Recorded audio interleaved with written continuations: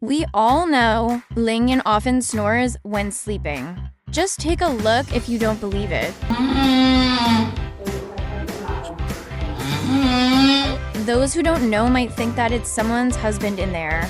It's precisely because Ling Yan snores day after day that it affects my Mai's sleep next door.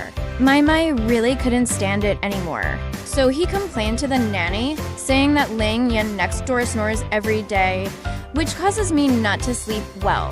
When the nanny heard this, she questioned Ling Yan, "Could you snore less loudly when sleeping at night?" Ling Yan was also very embarrassed. After all, performing shows every day and eating a lot, snoring is a normal phenomenon. If Mai Mai doesn't snore, it must be Mai Mai's problem. Ling Yan's answer is very much like some media. Mai Mai is also very helpless and has to look for other solutions.